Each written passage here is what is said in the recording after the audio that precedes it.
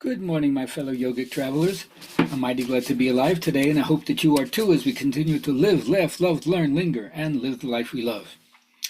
Well, it is Wednesday, so it's my bad joke day. You know, sometimes we say that Jewish mothers can be way over solicitous and protective, and maybe not make you realize certain things that you could had they not been so involved in what we call smother love. Anyway, one day it's time for the young boy to go to school. So the mother says, "Now listen to me, Bubala.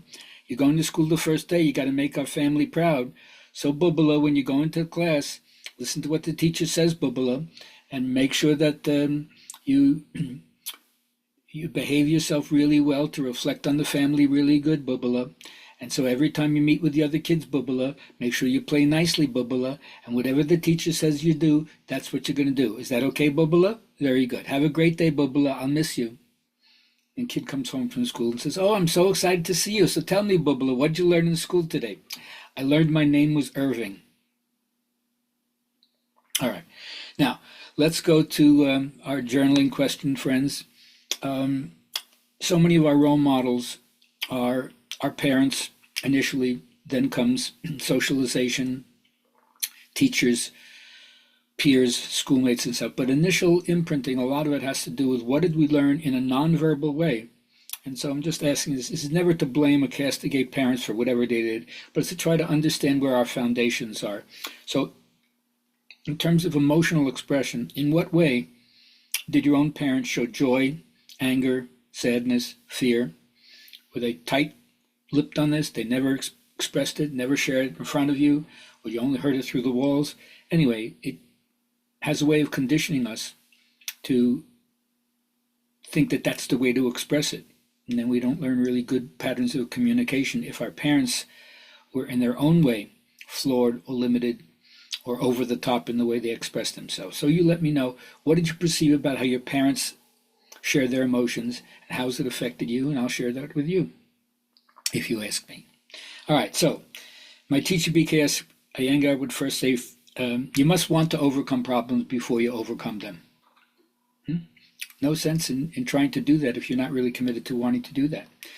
And the yoga teaching bleeds into what we call the tantric teaching, which has to do with the warp and woof of everything. Everything is interconnected, everything is interdependent, everything is interrelated, and affords you the opportunity, as a result of that, to share your gifts with your unique contribution, where you don't need to deny your body, your mind, or the world outside of you.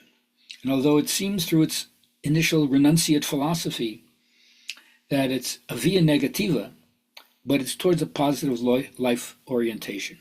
You only have to sacrifice those things you'd be happier without. Now, my Sufi teachers keep reminding us, because this is up for me right now, death comes to what a person knows, not what a person is. Yet we're all drawn by this inner attraction, but we're afraid to leave the sphere to which we've become attached. And in order to rise above the limitations of false ego, you have to choose to accept that the only real happiness is in the self. And I don't mean the self like personality self. I mean the self with the capital S, which is our spiritual essence. Now, Joseph Campbell has a beautiful one-liner that I like to repeat, and that's yoga is the intentional stopping of the spontaneous workings of the mind. Intentional stopping.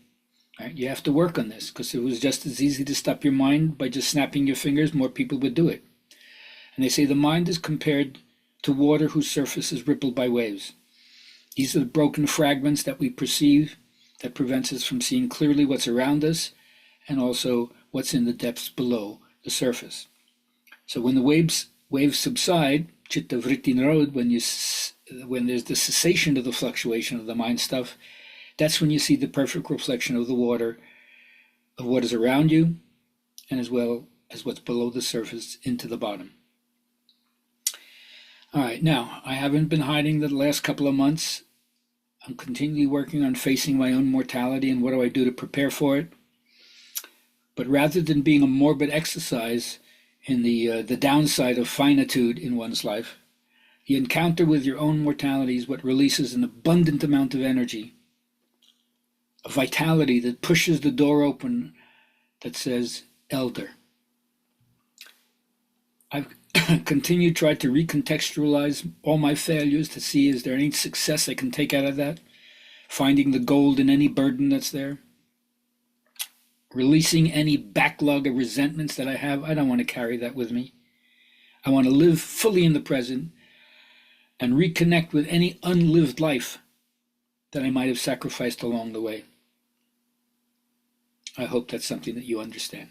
Now, for those of you in relationships, I just want you to realize more and more how if you could grow more by being alone, you would. So acknowledge the mutual gifting that you're giving each other by being together. And I hope that you find the capacity to open each other's heart, especially when one heart is closed, as if a thunderbolt of love could come in and brighten the darkness between you two. And that would be my wish. So, of course, whatever you find your hand to do, do it with all your might. Remember that all is plastic to your thought, and if you don't think correctly, you'll meet your fears dramatized.